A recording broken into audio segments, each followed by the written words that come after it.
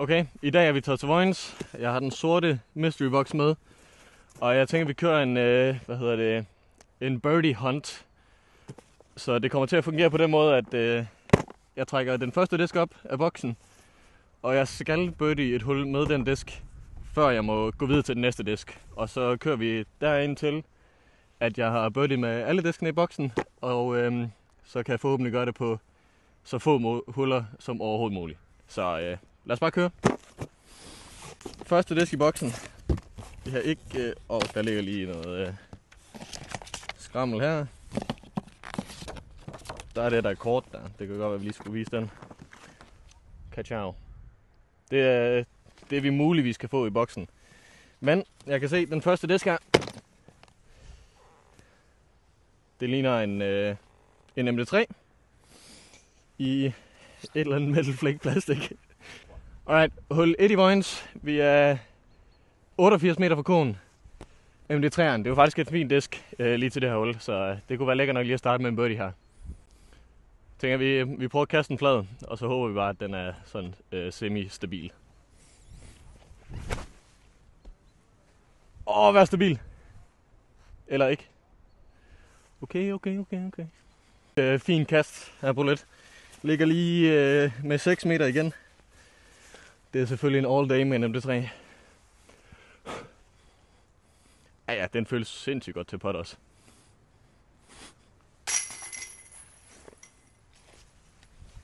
Birdie på første hul med MD3'eren, så ny disk. Den er selvfølgelig meget nem at få op med handsker på. Alright. Vi har noget driver her. En DD3. Jeg tror det er Aldens DD3. Den ser sådan jævnt understabil ud, så må vi se hvad vi kan gøre her. Vi prøver. Den skal nok have en god hejser her. Holy Ja, den er i vandet. Okay, vi lader ligesom om, at jeg ikke kastede den, fordi den er totalt væk nu, den der. Den var lige direkte i vandet. Så nu er vi tilbage på MD3'eren. Den er også meget bedre end den der. Ja, se, den skal lige stoppe med at flyve OB i hvert fald. Nej, easy.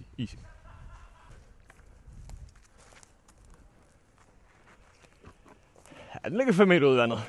Så heldigvis MD3'eren midt på fairwayen. Ish. Det skulle være gettable at få den her op og ned i 2 herfra. 3 hedder det.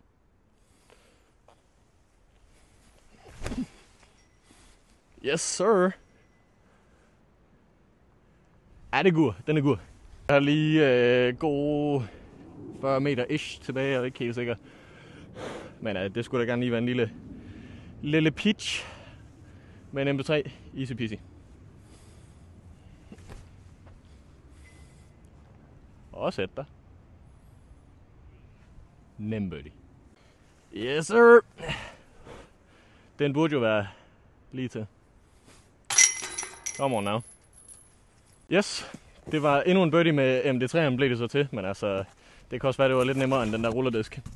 Alright, så næste disk i boksen. Solar Fair. Det hedder det fandme ikke. Jo, det gør. Alright, nu glemte vi lige at lave en lille hulintro på hul 2, men vi er på hul 3. 156 meter ifølge T-skiltet, så det er selvfølgelig easy peasy med FD3'eren. Og kurven står lige der. Og jeg er lidt usikker på, hvordan den lige flyver, men jeg prøver at kaste den lige på.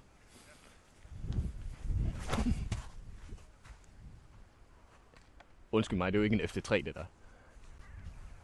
Der er et meget outside look her for en birdie. Men vi giver den lidt bud. Altså, alle ved, at en FD3 det er en klasse potter. Ja, gå i. Okay, vi er på hul 4. 71 meter. Med en FD3, der ikke er særlig stabil. I en solid modvind, så det bliver easy peasy. Jeg tror lige, vi tager den standstill. For helt. Ja, tak. Nøj, den røg tidligt ud af hånden. Mister jeg nu også den? Tydeligvis ingen birdie på hul 4. Vi er stadig på FT3'eren desværre. Hul 5, 62 meter. Lille chipper. Og gå i. Okay. Ej, vi kan lige prøve at give den et bud, selvom ja.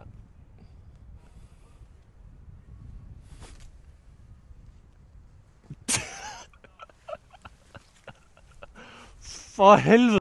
Hul 6, 106 meter. You already know.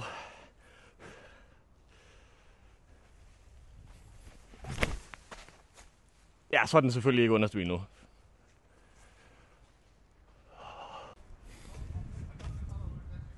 Det kan godt være, jeg har undervurderet sværhedsgraden af den her challenge.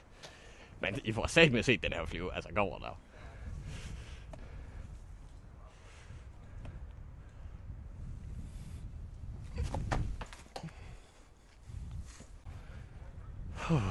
Hul 7.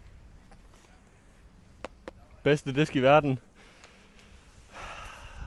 Nu laver vi en birdie. Come on.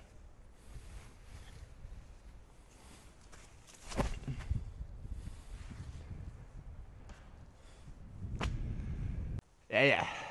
Det er jo bare en lille chip med den FT3 her. Easy peasy.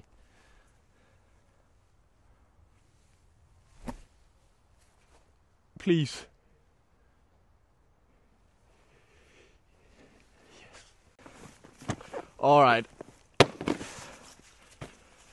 Endelig. Nu har jeg lige et pot for birdie. Endelig. Næste disk i boksen. Det var også lidt på tid. FD, C-line. Det er jo lige det, jeg gerne vil have til det hul her, jo. Det er jo fantastisk. Okay. Lille forhånd. Flick. Det skulle gerne lige ligge under koden. Ja, den er jo selvfølgelig understabil af HT.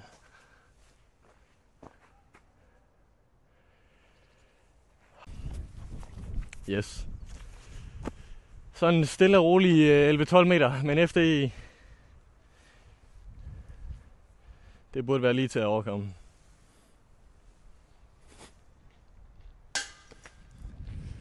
Yes, videre med den. FD'en igen. Hul 10, 80 meter ish. Vi prøver en lille forhånd. Vi prøver.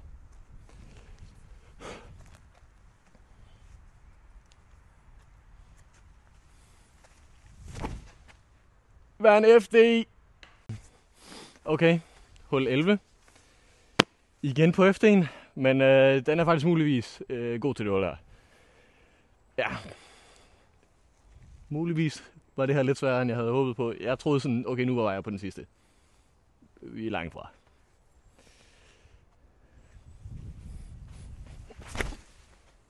Ja, tak. It's looking very good. Heldigvis et godt kast. Så der er god birdie mulighed her, så vi kan komme videre. Ja, det var cirka her. Den skal bare op under kogen, og så videre.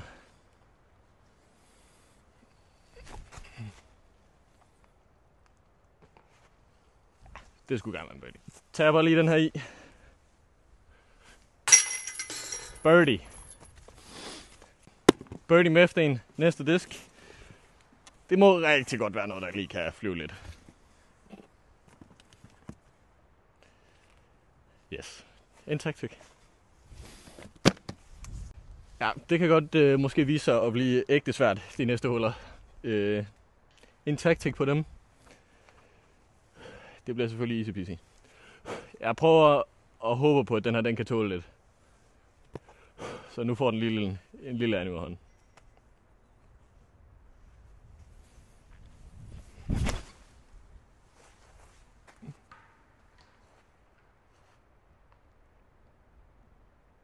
Okay. Lidt heldig tree kicks her. Så jeg ligger faktisk med en mulighed for birdie. Og det ville jo være... Altså, det ville være konge, hvis jeg lige smider den her under.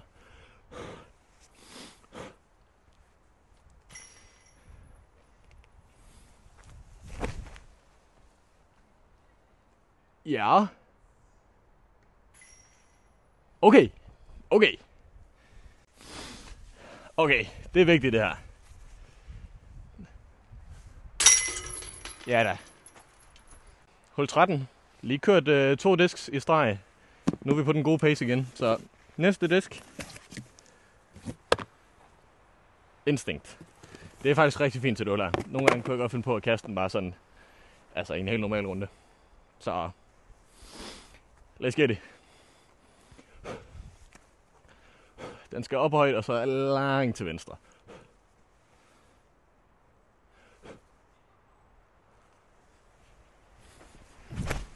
Ja da!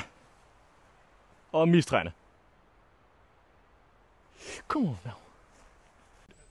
Perfekt drive her på 13. Faktisk ligger vi så godt, at der er muligvis en eagle. Eller bare en birdie. Vi prøver i hvert fald lige med forhånden. Lige pas på, at jeg ikke lige bare smadrer den ud i OB. Men øj, det var glat.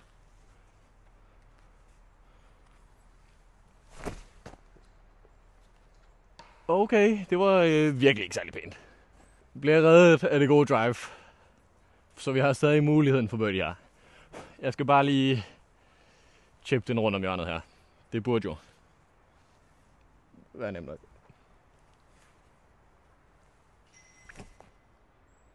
Ja. It's a birdie. 3 streg. Kom on up. Hul 13. B, tror jeg den hedder. Ikke helt sikker, men 110 spiller nok 120. Og det ligner lidt en foran. Så vi håber selvfølgelig på en dejlig overstabil driver. Ellers så ved jeg sgu ikke. Kom on up. En P2.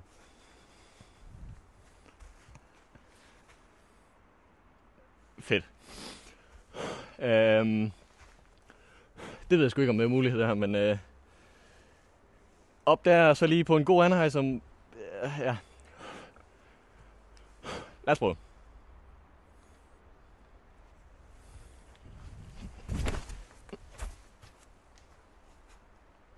Okay, okay, det var et godt bud, det der.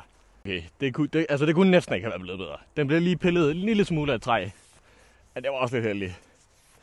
Der er bud for birdie. På banens måske sværeste par 3. Men deler en P2. Men ja, nu kommer den tørre del jo. Okay, det kunne virkelig være vigtigt lige at sætte den her. Nej, det var den dyb, altså.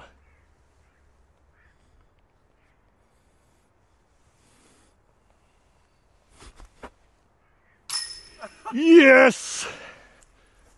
Okay. Mega clutch lige der sidste hul. Så sidste disk i boksen, og det er jo det, vi alle sammen ægte har ventet på. Det er jo den nye disk. Gannons nye Glacier. Og den har jeg satan af med. Glæder mig til at kaste med. Det skulle gerne være sådan en semi-overstabil midrange. Håber på, at jeg slipper den flad til en lille anhejser, og så den har sådan nok til at lige at kæmpe lidt ud af den. Så hul 14 i Vojens med en Glacier. Easy birdie.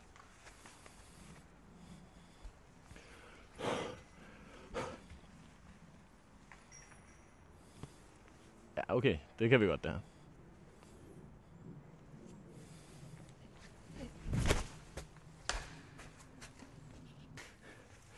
Okay, ja, det var tydeligvis ikke en birdie. Nu har vi lige brugt solide 20 minutter på at få den her tilbage igen. Så vi går videre til næste, men vi ser lige, hvordan den flyver, inden vi går derhen.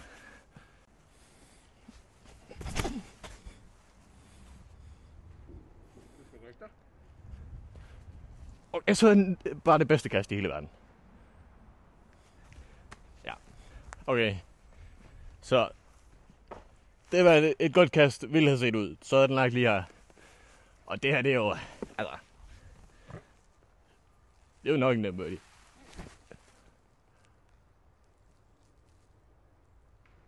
Det var ikke en birdie derovre. Kunne have været. Men hul 15. Stadig på glacieren. Det burde den godt kunne.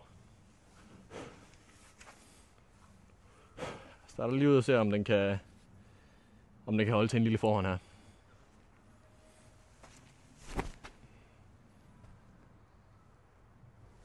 Og ramme noget. Det gjorde den selvfølgelig ikke. Alright, der er mulighed for birdie, selvom den ikke rigtig kom tilbage. Indtil videre ikke helt så overspil, som jeg havde håbet på. Men det kan også godt bare være farven eller et eller andet. Men der er et gap lige her. Den burde jo være til at kunne ramme. Måske.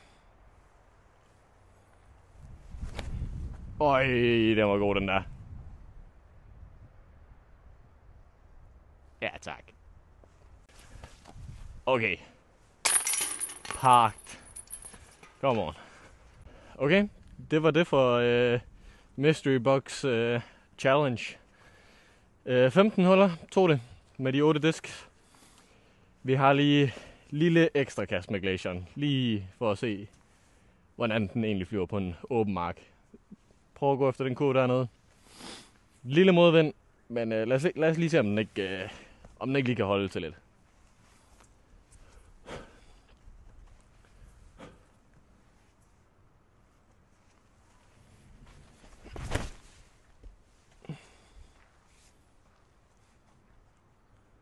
Okay, ikke ved kurven.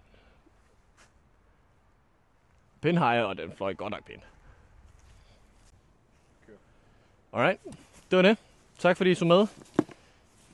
I kan hoppe ind på Discmania Store EU og få fat i sådan her boks selv. Få fat i den glacier. Den flyver nok godt. Tak fordi I så med.